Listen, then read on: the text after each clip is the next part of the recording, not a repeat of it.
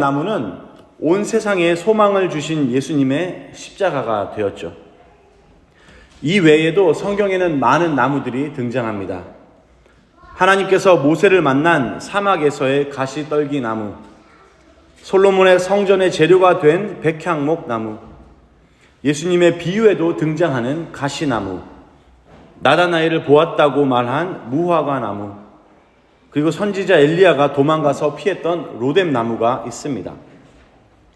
이 모든 나무들은 성경에서 하나님의 그 구원 사역을, 구원 역사를 설명하는데 큰 역할들을 해내고 있습니다.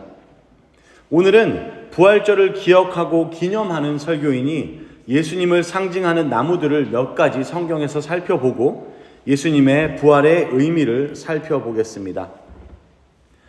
Today we saw 3 trees in our Sunday school presentation. The tale of 3 little trees. The first tree became the manger that held the most precious treasure in the world. The second tree became the boat that Jesus got into and calmed the storm. And the third tree became the cross of Jesus, which gave hope to the whole world. There are many trees in the Bible. The burning bush in the desert where God met Moses. The cedar tree that became the material for Solomon's temple. The fig tree where Jesus said he saw Nathanael. The rotem tree that the prophet Elijah fled to. And the mulberry tree that Zacchaeus climbed to see Jesus. These trees play a significant role in the Bible in illustrating God's salvation history. In today's sermon on remembering and celebrating Jesus' resurrection, we'll look at some of the trees that symbolize Jesus and explore the significance of Jesus' resurrection. 가장 먼저 우리가 살펴볼 나무는 이사야, 구약 선지자 이사야 선지자가 예언했던 순입니다. 이사야는 예수님이 오시기 전 유다라는 나라에서 하나님의 마음을 대언해 준 선지자입니다. 그 이사야 11장 1절에서 그는 이렇게 말합니다. 이새의 줄기에서 한 싹이 나며 그 뿌리에서 한 가지가 나서 결실할 것이요. 그러니까 이 싹, 이 순에서 한 가지가 나서 결실할 거라고 말하고 있습니다. 이새라는 것은 다윗 왕의 아버지의 이름입니다. 그러니까 이새의 줄기 그리고 그 뿌리에서 난다라는 말은 이스라엘에서 가장 위대했던 왕 다윗의 혈통에서 한 사람이 나올 것이라는 말입니다. The first tree we'll look at is the shoot in Isaiah's prophecy. Isaiah is a prophet who spoke the heart of God to the nation of Judah before Jesus came. He said in Isaiah chapter 11 verse 1, he said, "There shall come forth a shoot from the stump of Jesse, and a branch from his roots shall bear fruit." Jesse is the name of King David's father.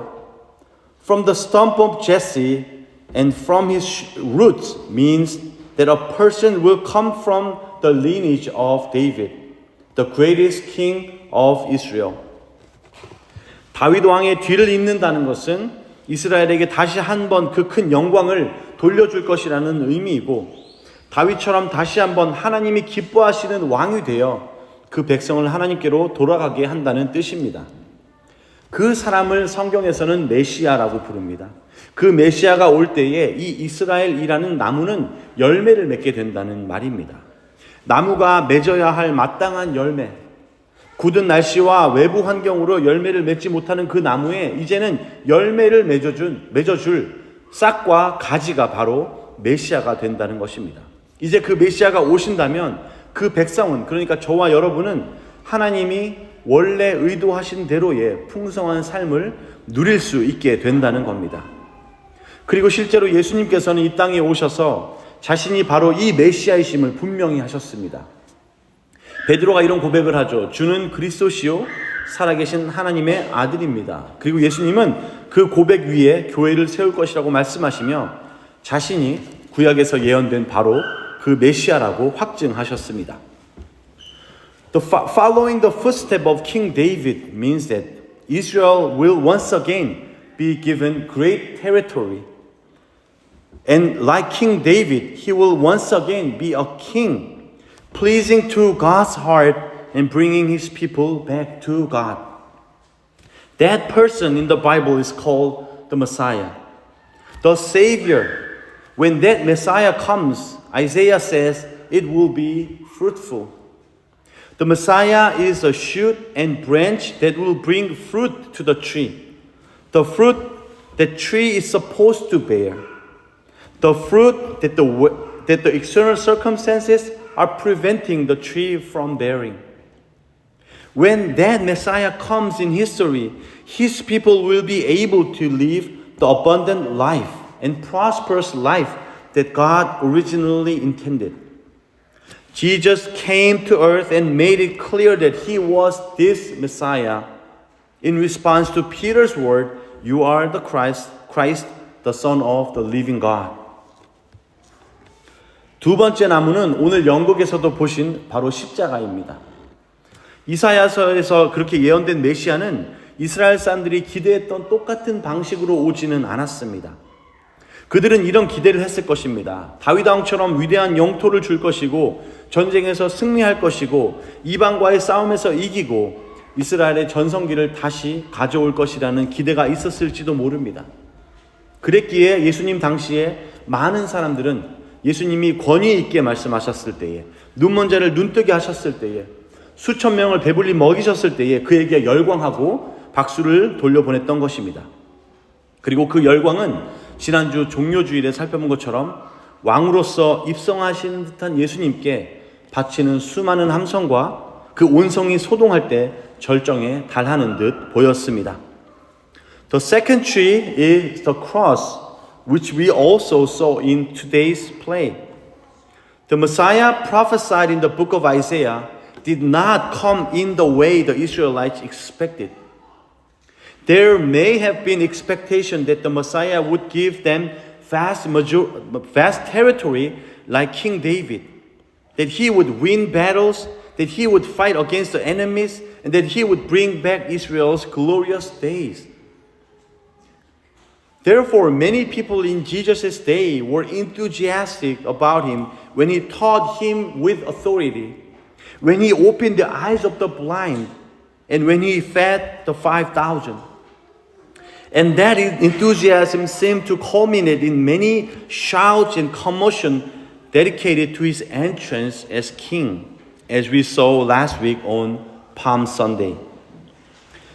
하지만 그 메시아가 선택한 절정의 순간은 이 예루살렘 성의 입성이 아니라 바로 이 두 번째 나무에 달려서 죽던 때였습니다. 그 나무는 다른 나무들처럼 매끈하게 다듬어지지도 않고 꾸며지지도 않고 그저 거칠거칠하게 엮인 두 개의 큰 나무 기둥이었습니다. 여러분, 십자가는 가장 흉악한 죄인을 다스리는 로마의 형틀이기도 했지만 이스라엘 사람들이라면 누구라도 그들보다 2000년 전 모세의 시기에 주어진 신명기의 예언을 기억할 것입니다. 신명기는 이렇게 말합니다. 나무에 달린 자는 하나님께 저주를 받았음이니라. 그러니까 로마의 기준으로 보아도, 유대인의 기준으로 보아도 이 나무 십자가는 민족을 구할 메시아 사역의 절정이 되기에는 너무나 적절치 않아 보였습니다. But the Messiah's chosen climactic moment was to die on this second tree, not the triumphal entry to the city of Jerusalem. The cross was not trimmed or decorated like other trees, but cut into two large beams. The cross was Roman punishment for the most heinous criminals. And any Israelite will remember the prophecy in Deuteronomy given in the time of Moses 2,000 years before Jesus. Deuteronomy says, hanged man on the tree is cursed by God. So both by Roman standard and Jewish standard, this wooden cross seemed so out of place to be the culmination of the Messiah's work to save the people. 하지만 예수님께서는 이 십자가를 지심으로써 자신이 어떤 종류의 메시아인지를 더없이 선명하게 보여주었습니다. 그 메시아의 기대는 사람들의 기대와는 완전히 다르다는 것이죠. 그는 영광보다는 수치를 선택했고 성공보다는 실패, 높은 자리보다는 낮아진 자리로 오셨습니다.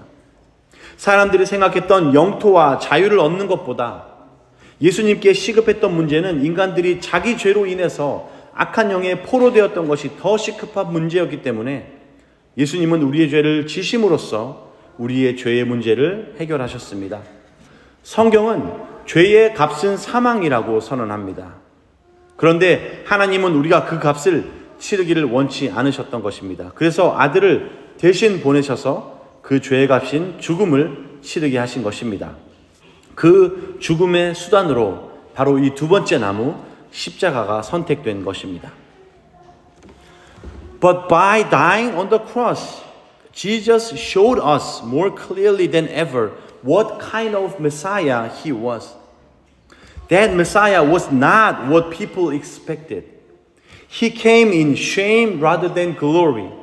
He came in failure rather than success. He came in lowliness rather than exaltation. Jesus solved the problem of our sins by taking on our sins because it was more urgent that humankind be held captive by evil powers than to gain territories and freedom. The Bible clearly says that the wages of sin is death. And God, who did not want us to get that wage, He sent His Son in our place to pay the wages of sin, which is death. This second tree, the cross, was chosen as a means of that death. 자, 이제 우리가 마지막으로 세 번째 살펴볼 나무는 조금 밝은 이미지의 나무입니다. 성경의 마지막 책인 요한계시록에서 찾을 수 있는데요. 우리가 오늘 읽은 본문입니다. 우리가 흔히 가지는 요한계시록에 대한 오해는 어둡고 심판만 가득하고 저주와 멸망을 그리고 있다라는 오해가 있습니다만 그 오해와는 다르게 이 책은 이스라엘 사람에게뿐 아니라 모든 인류가 맞이하게 될 마지막 날을 소망을 담아서 그려주고 있습니다. 우리 모든 인류가 하나님이 원하셨던 그 상태로 돌아가게 되는 그 날, 인간의 모든 아픔과 슬픔이 사라지고 영원한 기쁨으로 참된 자아로 돌아가게 되는 그 날을 소망을 가지고 그려주고 있습니다. 그리고 그 소망의 한가운데에 한 나무가 서 있다라고 말해줍니다. 22장 1절부터 2절까지를 한 번 더 읽어드리겠습니다. 또 그가 수정같이 맑은 생명수의 강을 내게 보이니 하나님과 및 어린 양의 보좌로부터 나와서 길 가운데로 흐르더라. 강 좌우에 생명나무가 있어 12가지 열매를 맺되 달마다 그 열매를 맺고 그 나무 잎사귀들은 만국을 치료하기 위하여 있더라. Now the third and final tree has a slightly brighter image. It is found in the book of Revelation, the last book of the Bible. Contrary to our misconception that this book is dark and full of judgment, curses, and destruction, this book paints a hopeful picture of the last days, not just for Israel, but for all of humanity. This book envisions a day when we all return to the way God wanted us to be. When all human pains and sorrow will be wiped away, and we will return to eternal joy to our true selves. And it tells us that a tree is in the center of that hope image. Today's passage, verse 1 through 2, let me read these verses once again. Then the angel showed me the river of the water of life, bright as crystal, flowing from the throne of God and of the Lamb through the middle of the street of the city. Also, on either side of the river, the tree of life with its 12 kinds of fruit, yielding its fruit each month. The leaves of the tree were for the healing of the nations. 온전히 회복될 세상의 모형인 이 새 예루살렘의 한가운데에는 생명수의 강이 흐르는데요. 그 물의 원천은 영원하신 하나님의 보좌입니다. 아무런 부족함도 없고 끊기지 않는 넉넉한 생명의 물이 흘러나오는 겁니다. 그리고 그 강으로부터 생명을 얻는 강의 양편에는 나무가 하나씩 있습니다. 그 나무에는 두 가지가 있는데요. 열매와 이파리가 있습니다. 생명의 물을 받아서 맺게 되는 이 열매는 당연히 생명을, 영원한 생명을 뜻합니다. 성경은 예수님을 나무로 우리를 가지라고 표현합니다. 그 가지에서 열매가 맺는다는 것은 우리가 바로 그 풍부한 생명으로, 넉넉한 삶으로 영원하신 하나님이 의도하신 대로의 삶을 살게 된다는 것이죠. 두 번째로 그 나무에는 이파리가 있다고 말합니다. 그 이파리는 만국을 소성하기 위하여 있다고 합니다. 상처를 싸매고 상처를 치유하고 상처를 덮는 겁니다. 전쟁과 분쟁, 죄악과 싸움이 가득한 이 세상에서 회복과 치료를 주기 위해서 서로 죽고 죽이는 이 세상의 상처를 싸매고 치료하는 이파리가 바로 그 나무에서 열린다라는 마지막 날에 대한 계시를 보여주고 있는 것입니다. So this city, a type of the world to be restored to perfection, has a river of living water flowing through its center, the source of which is the throne of eternal God. And on either side of the river where it draws its life, there are trees, one on each side of the river, or a giant tree overarching. The tree has two things, fruits and leaves. The fruit produced by receiving the water of life is, of course, eternal life. Jesus calls himself the tree and us the branches. And when the branches bear fruit, it means that we are living this kind of abundant, generous life that the eternal God intended in creation. The tree also has leaves, which are said to be for the healing for the nation. It is a revelation of the end times that the leaves that bind up and heal the wounds of this world of killing and deceiving one another, to heal and restore a world full of war and fight, sin and evil. The world is coming to restoration through the water and leaves from the tree. 이 세 나무, 그러니까 처음에 싹과 십자가와 생명나무는 모두 예수 그리스도를 상징하고 있습니다. 이 싹은 예수 그리스도를 통해서 이루실 소망을 보여주고 있고요. 십자가는 예수님의 그 희생을 보여주고 있습니다. 마지막으로 생명나무는 그분이 가져오실 우주적인 회복을 보여줍니다. 우리는 예수님께서 육신으로 오셨고 그리고 그 육신으로 부활했음을 믿습니다. 그 예수님의 부활이 없다면 사도 바울이 말한 것처럼 우리는 세상에서 가장 불쌍한 사람들일 겁니다. 하지만 그 부활이 있기에 우리는 절망 가운데서도 소망할 수 있고 육신이 쇠잔해질 때에도 영혼의 몸을 입기를 바랄 수 있습니다. 전쟁과 살인과 죄악의 소문이 가득한 세상 가운데서도 우리가 절망하지 않고 포기하지 않고 하나님이 원하시는 나라를 만들어갈 소망이 있는 이유는 바로 이 소망 때문입니다. 부활절을 맞아서 우리 모두가 이 소망을 가지고 살아가게 되기를 기도합니다. 예수님께서 우리를 통해서 맺게 하실 그 열매로 열방의 생명이 흘러가게 되기를, 그 나무의 이파리가 만국을 소성하고 치료하게 되기를 기도합니다. 그 일에 사용되는 저와 여러분 소망장로교회 교인들 되기를 기도합니다. So this shoot, the cross, and the tree of life, they all symbolize Jesus Christ in the Bible. The shoot shows the hope that we will be fruitful through Him. The cross shows His death, through which He brought us new life. And thirdly, the tree of life shows the universal restoration He will bring on earth. We believe that Jesus came in the flesh and was resurrected in the flesh. Without Jesus' resurrection, as Paul says, we would be the most pitiful people in the world. But because of that resurrection, we can hope in the midst of despair and wait to put on eternal bodies even as our bodies fade away. In a world full of wars, murders, and sin, we can still hope to build the kind of kingdom God wants without despairing or giving up. As we celebrate the Resurrection Sunday, we pray we all live with that hope. May the fruit that Jesus will bear through us bring life to the nations and heal them with its leaves. I pray that Hope Church, you and I, we all will be used in this work. Let us pray. 같이 기도하시겠습니다.